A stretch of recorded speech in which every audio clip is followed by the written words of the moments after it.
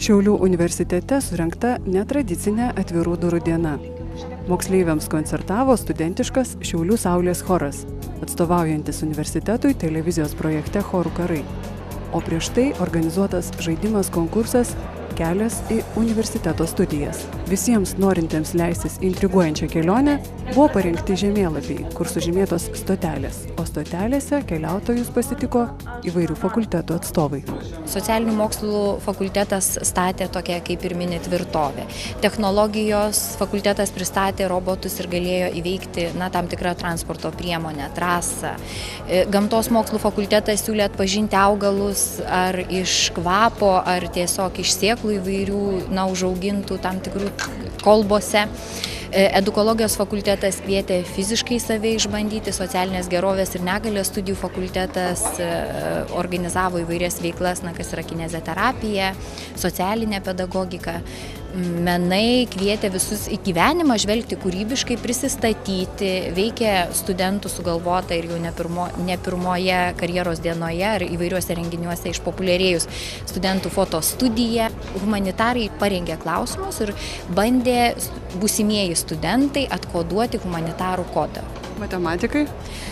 Matematikai turėjo matematikos ir informatikos labirintą, tokį labai žaismingą kryžiažodžio pavidalų, kur reikėjo iš tikrųjų pasitikrinti savo matematikos arba informatikos žinias. Atvažiavome susipažinti su siūlomomis studijų programomis ir pažinti fakultetus. Žinau, kad turi žemėlapį ir einat pagal žemėlapio maršrutus, ar ne? Ką jau teko aplankyti?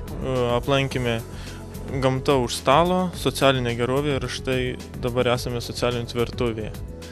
Ir dar mums liko ilgas kelias, išbandyti viską, bet gauname galimybę susipažinti su dėstytojais,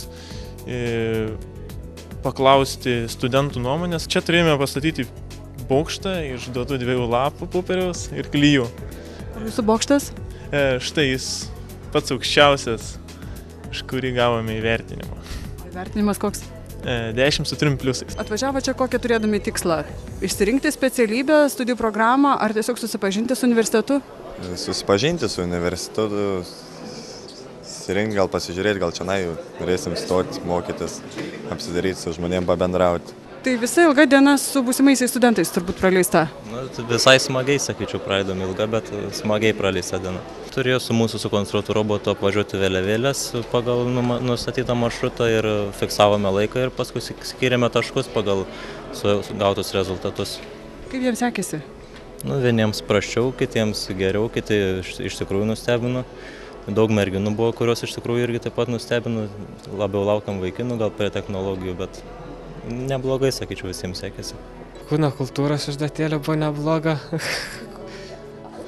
Taip pat vairuoti robotą ten buvo pačioje. Ten 2 vietą užėmėm iš tikrųjų. Trasą įveikė. Domėjotės viskuo. O ką čia darėt? Uostėm, ragavom, spėliojom. Pavyko? Ne visai. O ko nežinojot? Kai kurių vaistažolių neatspėjom. Kas dar kur nors paliko įspūdį? Nežinau, man taip pat įsiminė sportinės tos rungtys ir šiaip buvo įdomu viskas.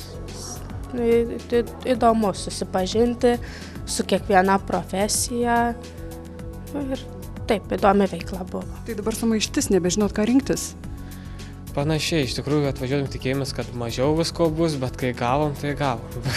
Pilna galva. Mus iš tikrųjų domina labiau socialiniai mokslai, tai mes apie juos daugiau ir dominomės iš tikrųjų, o šiaip tai viskas čia man patiko įdomu.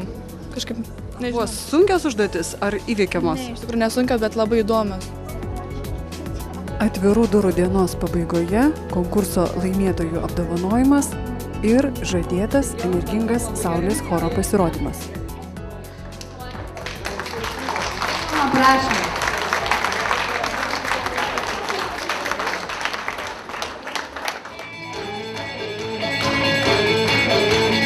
Aš pasėjau kanapelių, jūrėlis prauda, aš pasėjau kanapelių.